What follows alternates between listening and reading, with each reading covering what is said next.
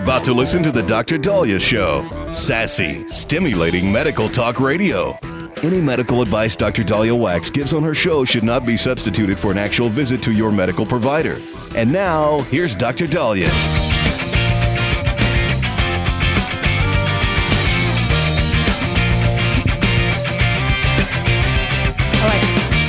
We are back on the Dr. Daliah Show. Thank you all for tuning in. 1-877-DOC-DALI, 1-877-DOC-DALI. We're getting some breaking news. There was a shooting at a Tennessee high school where a student shot two other pupils before turning the gun on themselves. This happened in Tennessee at Antioch High School around 11 a.m. today. The student's condition is not yet known. The school remains on lockdown, according to Daily Mail. As soon as we get any more information, we'll tell you currently is still an active crime scene, but from what we understand, the shooter is no longer a threat. We'll keep you posted on that as we get more information. You know, the president, Trump, went to church on his first full day, the day after the inauguration. And when he went to church, the Reverend, I believe Marianne Edgar Buddy, did a sermon and actually started to scold him, telling him that people are, going to be harmed. They fear for their lives. Many of the marginalized groups like LGBTQ, immigrants, and she used her pulpit as a time to, I guess, make a political statement. And this drew a lot of criticism. Some people said, yay, I'm glad you told Trump. But other people were like, was that really appropriate in church? Especially when she said, there are gay, lesbian, and transgender children in Democratic, Republican, and independent families, some who fear for their lives. Now, she said it as if Trump is causing them to fear for their lives. I mean, I look at what's been happening as, they're fearing for their lives because there's Tren de Aragua. Because some school counselor could get that child into a medical path where somebody starts to operate on them. That's the fearing for their life. I mean, so at first, I'm like, is she actually thanking him for coming in to protect? Or is she accusing him that these individuals are now at risk because of him?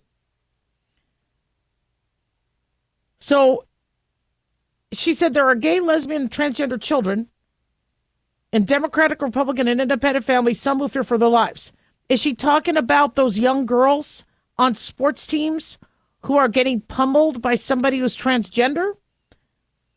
Are they, but no, I think she's meaning that whatever Trump is going to do is causing them to fear for their lives and their safety.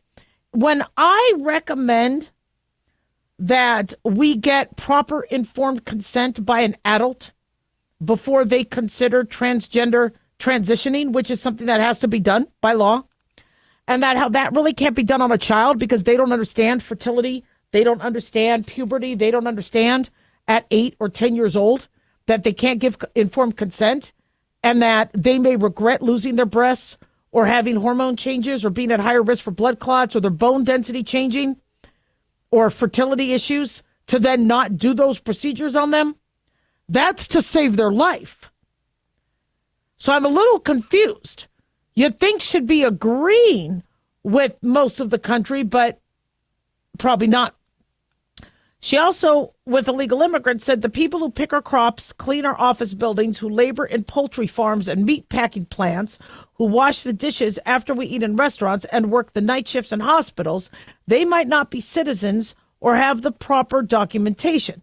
She says the vast majority of immigrants are not criminals. I ask you to have mercy, Mr. President, on those in communities whose children fear that their parents will be taken away.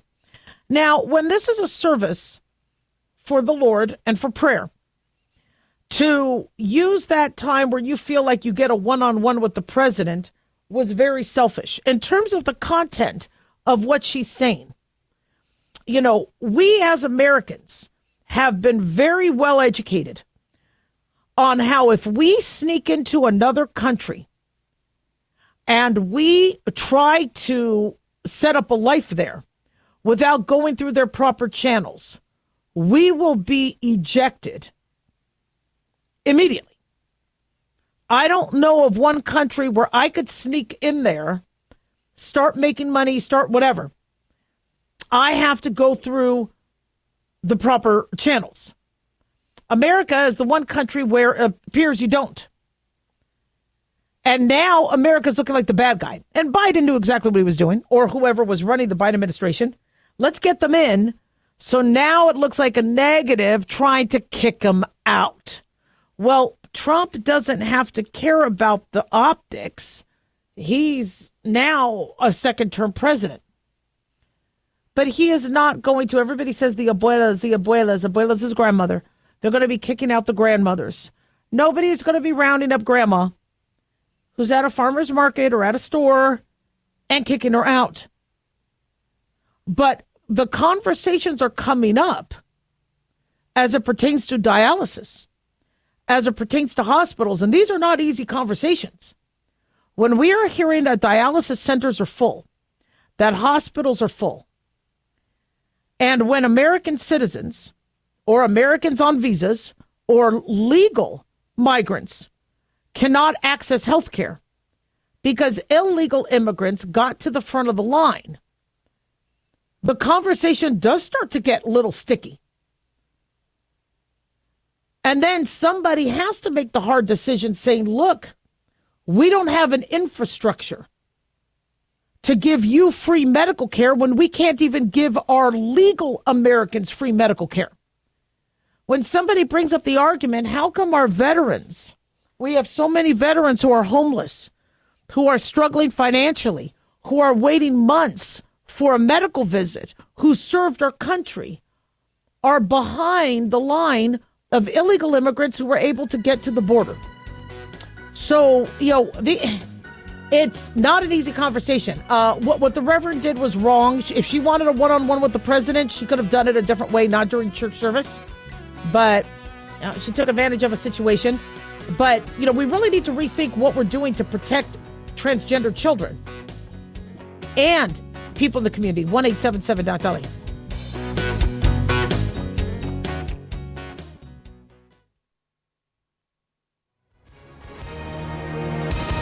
Hi, everyone. If you've been injured in an accident and think you deserve compensation, listen up. We have legal professionals standing by right now to answer your questions for free. They'll tell you if you have a case and how much it's potentially worth. Call 800-710-5100. I'm here with spokesman John Wolf. So, John, tell our listeners who should call right now. Well, Maria, first off, thank you for having me join you to answer the listeners' questions. Now, as far as who should call in, anyone who's been injured in an accident and think you deserve compensation, give us a call right now and find out how much your case is potentially worth. Call 800-710-5100.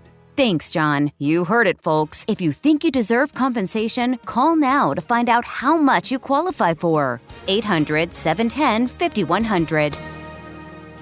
Advertisement sponsored by Legal Help Center. May not be available in all states.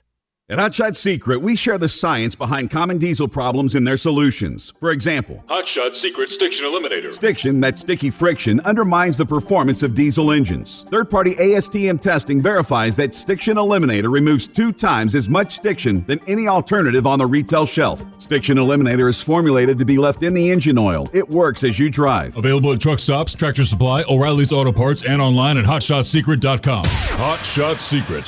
Powered by science.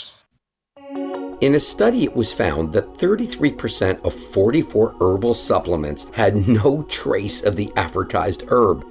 Don't let that happen to you. Hi, this is Dr. Mitch. If you want to ensure quality, please go to TotalWellness.com. Supplements made for physicians only now available to you too. TotalWellness.com, helping you to look good, feel good, and enjoy total wellness.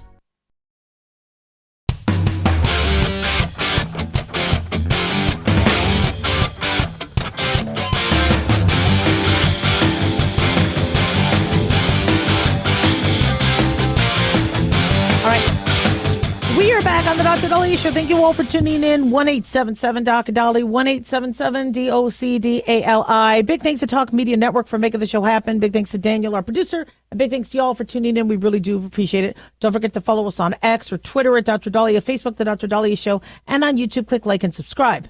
So we got a little bit more information. There was a shooting earlier today at a Tennessee high school. It happened in the cafeteria where a student came in, shot a couple other students, and then turned the gun on themselves. The school holds about 2,000 students. I do not have the health status of the two pupils that were shot, but police confirmed that 3 students, including the shooter, were injured. We don't have still any details on the severity, but Metro Nashville Public Schools said that police are still on the scene. It is still an active crime scene, and the school is on lockdown. And the person responsible for the shooting no longer a threat since they turned the gun on themselves. Now, as we get more information, we'll give that to you. But you're going to start hearing everybody talk about, schools safety and, there being more officers on schools or more gun control. And one conversation that people are not having, which I think it's about time we have, is what is making a child want to kill other children. Most children are not murderers, but many of these school shootings are from previous students or current students. And we have this concept that nobody really even knows how to begin talking about, where you have a child who feels the need to end the life of another child, let alone many other children. And also to want to turn around and kill themselves. We'll talk about child suicide in the media. They'll be like, oh yeah, mental health, and it's probably all the social media they're on. I mean, we really need to deep dive into this. We don't have a lot of details, but it sounds like somebody decided to target 2 other pupils and then leave this earth by trying to take people with them. What is going on in these kids' head? What are we doing as society that's making a child want to murder another child? Now, if you've never been bullied, it's hard to understand how bad bullying can mess up somebody's psyche. But I was bullied. I went to 12 different schools. I never wanted to kill anybody. I didn't want revenge. I just wanted to get away from them and, stop bullying me. I'm sorry if some of my clothes were bought at a grocery store. I'm sorry if I'm not as rich as you. I'm sorry if I'm ugly. Okay. This is who I am. And, kids could be mean, but in nature and evolution, kids don't kill other kids. You're not supposed to be doing that, but sadly, there are individuals as adults that do that commonly.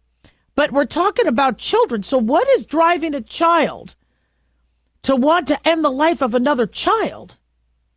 This is frightening. And I believe we should have armed security. I think there's other countries where there's always armed security, on the schools. I think teachers need to have more protection than just using their body, as like what happened in the Sandy Hook shooting, where the principal had to use her body as a shield to shield others. There has to be something more that teachers and administrators could have than using their own body as a bulletproof vest. But we're going to have to figure out, what are we doing to our kids that's making them turn into murderers? And somebody could say, oh, but Dr. Daliah, this is still rare. When you look at all the kids going to school, this is still a rare thing. Okay, we don't want one. Once one child decides to do this, yes, it is on us. And it doesn't look like it's just one child. And by the way, for those of you that need, return on investment, ROI, if we could prevent that child from being a murderer, then maybe when they reach 18, they also might not then be an adult who becomes a murderer. Is anybody looking at these adults that are murdering or doing mass shootings and finding out, did you ever want to kill somebody as a child? And why? Are we studying them? Are we looking at any similarities? I'm sure there are some psychologists or some medical schools that might be. But I don't think we're working fast enough. In evolution, a child does not need to kill another child. They might wrestle, they might fight, but they don't have that in their DNA. They don't have that survival instinct. Now, I get Cain killed Abel, and there can be sibling rivalry. And some of this sibling rivalry can get very violent. But it's still not in our DNA to kill a human being. We kill for our food. We might kill a spider that's trying to bite us, but it's not in our DNA to kill another human. Now, we might like to war. We might like to, but somebody who is not at war with you in terms of a artillery sense, we're not supposed to want to just kill them because they were mean to us. But we have children that are taking that step. And so I've heard some parents go, I just don't want my kids in school. They won't get shot. They won't get bullied. And a lot of parents have pulled their kids out of school. And I understand bullying can be pretty bad, but why are kids like that? Why are kids so mean? And is that what's going on? Is it that these kids are bullying to the degree that that person has only one choice, and that's to eliminate them? Or is it the other side where this person is not developing well? They're not developing psychologically strong. The food they're eating, the preservatives are messing with their brains. Their social media I don't think a video game makes you violent. I really don't ascribe to that. But I think some people who are very isolated and may suffer from mental illness may be drawn to those games.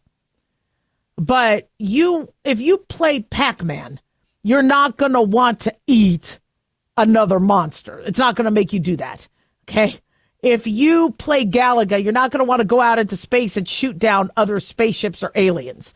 If you play GTA, you're not going to want to take your car and drive over other people and pedestrians. It doesn't make you do that. But if you have mental illness, then you might take things to a whole different level.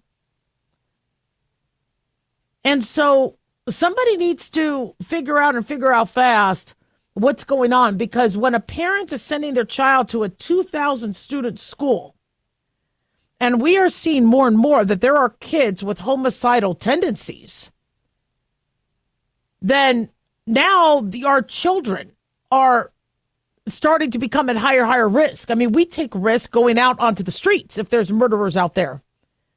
But in school, you're confined.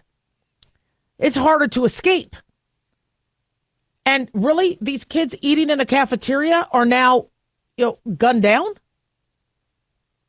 So many of these school shooters do turn the guns on themselves. And then everybody tries to look for a diary or a journal or a manifesto, and they try to profile and figure this out.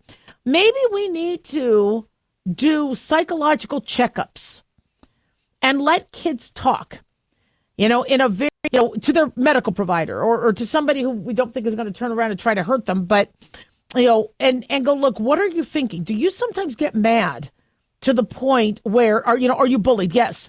Does that bully make you mad to the point that you want them dead? Have you ever thought about what that would be like? And have you had, we call it homicidal ideation and suicidal ideation. It's something we're already supposed to be doing anyway, but I don't think it's happening with the pediatric population as much as it needs to be. And if you hear a child go, oh yeah, I have a plan. I fantasize about what it would be like. Well, then that child needs some help. If there's a child getting bullied, that child needs help. If there's a child bullying, that person needs some help. I think we need to be intervening a little bit more. And instead, right now, the focuses are on so many other things that I think we're just being blind to these more serious issues. And it's funny. It's not funny, but when people will be interviewed about a kid that ended up being a school shooter, like the Uvalde school shooter, or the Sandy Hook. Oh, he was quiet. He was to himself. He or she was weird.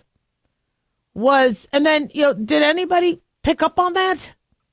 I mean, look at that shooting that happened in Michigan with the kid that was actually drawing guns on the homework. We need to intervene and screen a little better, because apparently we have a population of pediatric individuals who want to hurt other pediatric individuals. That's not normal. 1-877-DOT-DOLLY.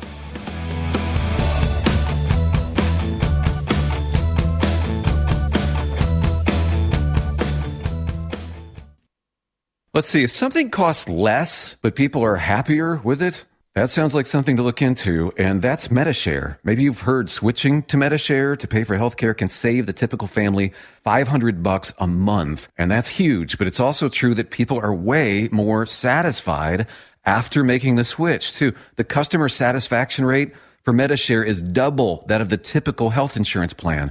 Double. MediShare works. It's been around for more than a quarter century, and members have shared more than $3 billion of each other's bills.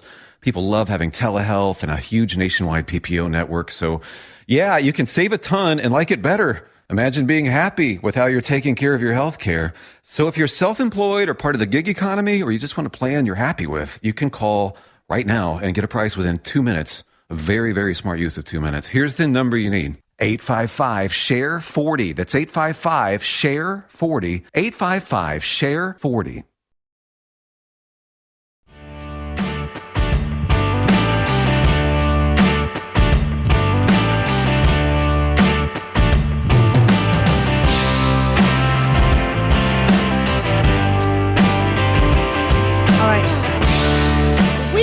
Dr. Daliah Show. Thank you all for tuning in. 1-877-DOC-DOLLY, 1-877-DOC-DALI.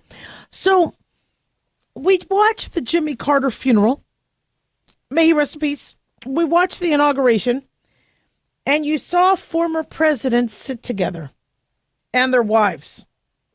The wives seem kind of quiet. If I was a first lady, I would be hugging everybody and talk. I'm kind of an extrovert. But the wives kind of stayed to themselves, did their thing. I'd be like, girl, I love your dress. Oh my gosh, your hat's so cute. Let's talk. Oh my God, aren't these men difficult to be married to? I mean, I would, just strike up something to talk about. Although Michelle Obama wasn't there, I really don't think they're getting divorced. I think maybe she had like a medical issue that she had to take care of. I don't know, but everybody's saying she and Obama are getting divorced, and now Kamala Harris wants to drop Doug, and I don't really get involved with those rumors. But, I told you that a lot of what we see is fake, where we heard that Bush and Clinton were best buddies, would hang out. But then they didn't really seem to be too talkative now.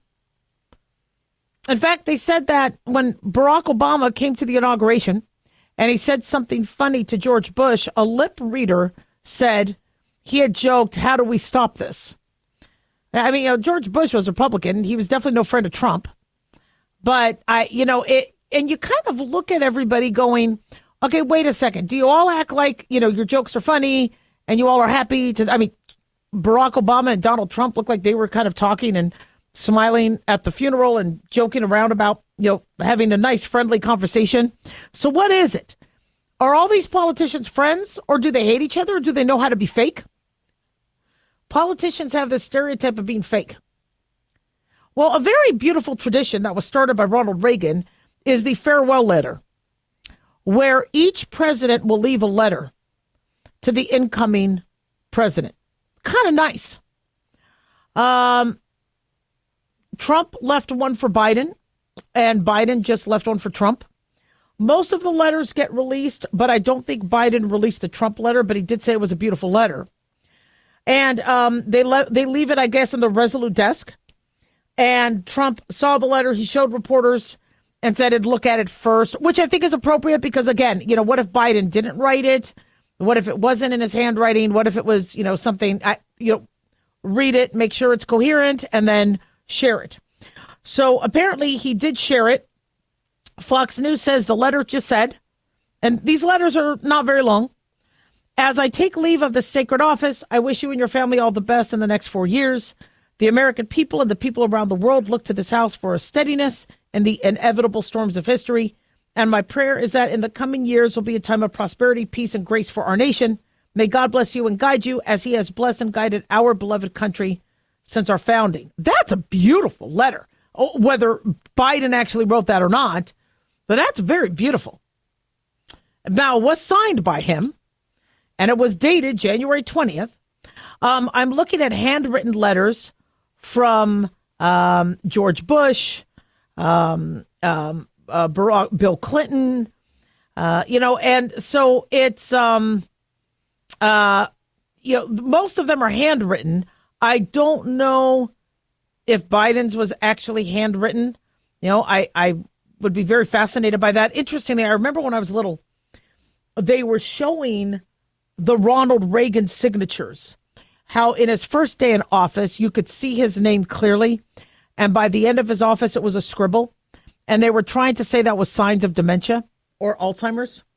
And yes, our cognitive deficit could be elicited in the signature. But I got to tell you right now, I don't draw my name with all the curlicues like I did in school. Being a doctor with all the writing I've had to do, it's just a scribble now. So I think overusing your hands in writing will cause more scribbles. But now that I type everything, my handwriting is getting worse. You'd think because I'm handwriting less, it would be more block. But I notice my handwriting is worse since I've been typing so much, probably because my body prefers to type. I type about 100 words a minute. But I bring this up because you see these beautiful letters that everybody writes each other. And it culminates a very nasty political year. And it follows a very nasty election. I mean, for Biden to preemptively pardon a bunch of his family members, obviously why? For anything they did from 2014 on. Maybe they're only allowed to do that for 10 years. Why not all the way back? I mean, my guess is there might have been even more. Why just from 2014? Is there a statute of limitations? Thought that year was interesting. You guys might know more than I. But when you're in politics, you have to look like everybody shakes hands. It was very interesting. Hakeem Jeffries and Donald Trump looked like they had a very warm relationship. It looked like, I mean, you're watching during the inauguration and you're looking at these individuals where they look happy. In fact, interestingly, Jill Biden wore purple. Did you notice that? As like she's not red and she's not blue. Jill Biden wore purple to the inauguration, I believe. I saw her standing out there in the cold. And I think she feels the Democrats turned on her husband, so she's not Democrat anymore. She wore MAGA red when she voted on Election Day, but she wore purple with the inauguration. I wonder if that was a statement. I don't know. But the reason why I bring this up is one thing that troubles us sometimes from a psychological standpoint is the fakeness. Are we enemies or are we friends? Do they hate each other or do they get along? Was this all for show? Or did they really mean some of the stuff they said? And I'm of the mindset that when these people are on the trail, they are drawing blood, and they are throwing everything they can at the candidate. But because you have to see them in person, then you need to act like you guys could do small talk, etc., because everybody's watching and you need to look cool. But I really am now of the thinking. I mean, I know I heard that Bush and Clinton got along and people were friends. I really now doubt everybody hangs out with each other and talk. And I understand you look at these legislators and they all seem to be, getting along. But I really do believe they all hate each other. And then trying to look all friendly and go through the motions. It's nice, but rather than us feeling peace and unity, to me, I felt awkward. Now, I mean, you saw, Kamala Harris having to watch what would have been her inauguration. And she didn't, she kind of had her lips pursed when Carrie Underwood was singing, and she just did, the uncomfortableness. Oh, and Hillary Clinton. God, Hillary Clinton, you see daggers in her eyes for Trump. And so, we were just talking about the psyche of our kids. Maybe they're struggling with the fact that everything's fake. That what you see online is fake. That, what you see in politics is fake. What you see, you can't believe everything you see. And, it's interesting. I was very practical with my kids and very honest. And so even at a young age, when, they would see something on TV and I'm like, well, that was this, that was this, that was, and one of the reasons why I love the idea of, Santa and, kids believing in Santa and not being too quick, if you don't have to, give the Santa talk, is because reality is not easy to digest. And some kids really want to believe in what they see, Now, when they find out Santa's not real, although to me Santa is, like I said, there's a way to do it where you're still honoring Santa. But, that could be a mess also. But, I don't know. I mean, maybe we need to kind of look at how we're dealing with reality and fakeness that our kids are witnessing all the time. 1-877 Doc Daliah.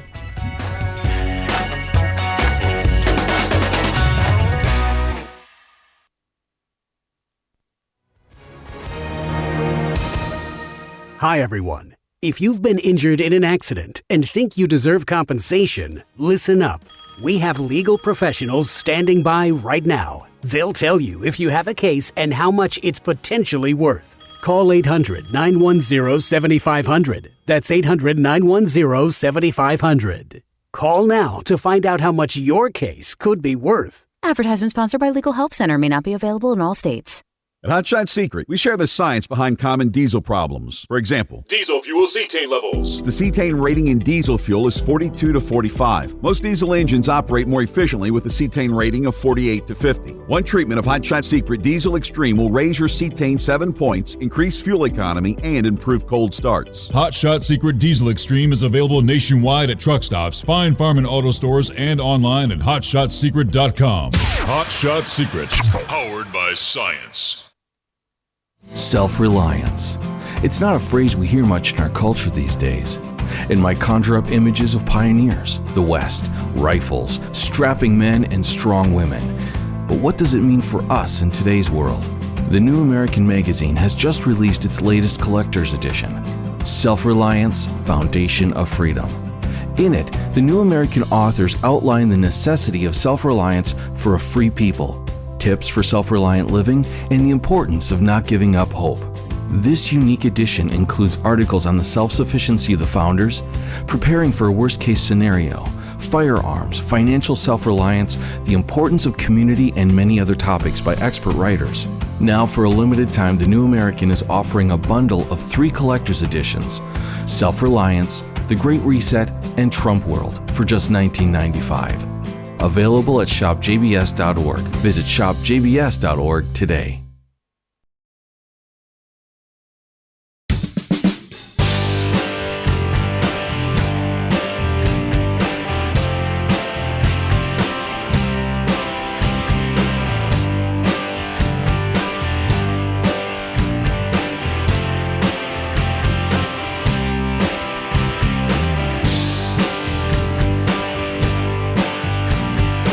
All right.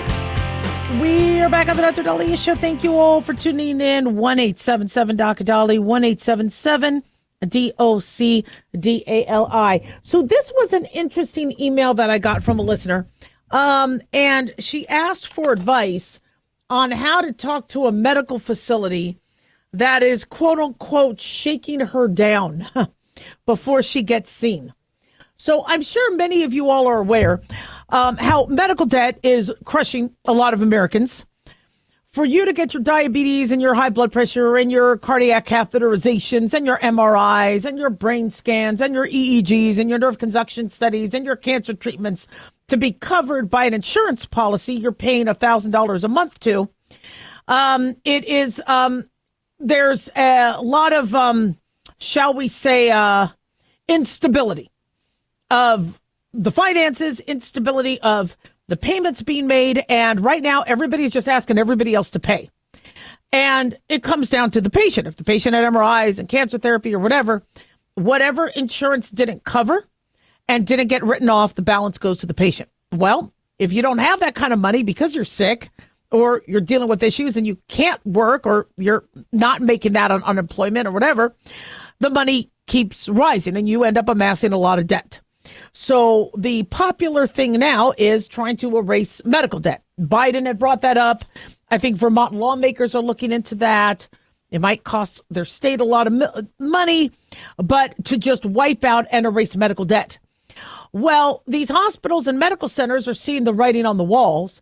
And as I said before, what I'm seeing personally and what I'm seeing from patients is they are being shucking down before they even walk in and get their procedure. I told you, when I went in for my hysterectomy or my colonoscopy, they wouldn't even let me take off my underwear. And I was ready to do it in the waiting room, saying, get my thing done. Like, no, we need you to pay first. And it was even a partial payment, but they had to collect a deposit. If not, you're done. No, sorry. Reschedule for another day. After you pay, we'll schedule you. And so I'm hearing from patients that they can't see their doctor. They can't get seen because they don't have the money. Now, I thought Obamacare was supposed to fix all that. The problem is Obamacare led to a lot of debt. If you have a $10,000 deductible and your insurance isn't paying anything, then every time you go to the doctor, that balance is yours. So now, rather than the insurance paying more of it, you have now more medical debt. So it's starting to become an issue. So my listener wanted to know, what do you say to be able to get in without having to come out with the hundreds of dollars? Well, up front. Well, this writing off medical debt means not that the hospitals are going to get all their money or the doctor's going to get all their money. It means, it's very general, either it just doesn't count. So if it doesn't go against your credit, they can't do anything. They can't take your house away. They can't garnish wages. You have that debt. So it's basically figuratively written off. So what? It's there, but nothing can happen to you. Or they're looking for taxpayer ways to pay off your medical bills. Either way, the hospitals and the medical centers are like, wait a second. I mean, I remember with my office, we ended up writing off everybody's debt because I went to go and teach, and it was the recession. It was 2016. No, it was 2015 going into 2016. Everybody had high deductibles. They were like, it's a loss. But what did that loss mean? It meant I wasn't going to keep my office open much longer. And so many people owe because you get in and you're like, bill me. These hospitals and medical centers are getting smarter. They're saying, no, you got to pay something because whatever we bill you, there's a 99% chance you're not paying. So pay up front. Now, ERs will still see people for free. It's the Emergency Medical Treatment and Active Labor Act, I believe, where you are supposed to be able to get medical care emergently without payment. My husband, when he got into a car accident in Mexico, they wouldn't even touch him until he emptied out his wallet. But in America, thank God, and I agree with this, we'll take care of you. But people leave the hospital and say, see ya. So eventually these hospitals close, or they need the government to bail them out, or they have to turn around and charge you or I who are paying our bills. And so the non-medical part of the non-emergency part of the hospital is going to want you to pay up front. And so what do? There was somebody who called, child was ill. I go, you got to take that child in. And they're like, but it's going to cost us $300 up front. And that's what you're hearing. It says up front. So one thing I will suggest to this listener and you all is if nobody's going to see you now without you handing over some cash, you could maybe negotiate that upfront money. And you could say, look, I understand that you guys aren't getting paid. I'm hearing about what's happening with the medical debt. I don't have $300, but I have $75. Can I give you this $75? And, I'm finding any financial information, whatever. Some of the more neighborhood doctors or, smaller, that they'll probably take it. They'll be like, you know what? It's cash. We'll see you. But if it's a corporation, they're like, sorry, everybody has to pay the same percentage up front. We can't do that. But if there's some flexibility, and most financial departments have flexibility, you could maybe negotiate. So when I would tell you guys how to negotiate your bills, the people who said, oh, I'm not paying, or send back the bill saying the person's deceased, you're probably not going to make a lot of headway. But if you're like, look, I could pay you $20 out of every paycheck. So let me pay you $20 a week or $80 a month and then here, let me give you something now. If you are able to say, let me give you something now, you probably will have a higher chance of getting in. But that's not the way medicine has been, but that's the way medicine is now. Everybody's all excited about this medical debt getting written off. And I got to tell you, it's very exciting for some people having $20,000, $30,000 in bills. I get that. That's exciting. But that's now changing everything. And I'm worried about people not getting their pap smears, people not getting their colonoscopies. I had to put up about, I think, $1,500 up front. And I'm still getting bills for my colonoscopy, which I'm going to pay. I'm going to pay all my bills. But thousands of dollars on my colonoscopy used to not be. That's thank you, Obamacare. And now, they'll only cover the scope going in, but they're not covering the scope going out. And I didn't have any polyps, so I don't understand why the screening colonoscopy wasn't covered. But for some reason, I'm getting bills. But if these companies are knowing that they are not now going to get, once you say medical debt gets wiped off or doesn't count, nobody's going to pay their bills. So they're going to shake you down. You're going to have to pay something. And you need to be prepared for that. Now, another thing that you guys might want to do to prepare is not need the expensive medical issues. The reason why we have family medicine, family doctors, is to prevent you from going on dialysis, is to prevent you from needing surgery or liver replacements. If we can get on top of your health early on, we could minimize the expenditures. But now the average person only goes to the doctor when they're sick. Somebody called up saying, I've had for months this pimple. Give me antibiotics. It was full-blown skin cancer. And I'm like, why didn't anybody address it? They aren't going in. Now their medical bills are high. 1-877-DOC-DALIAH. Don't go away.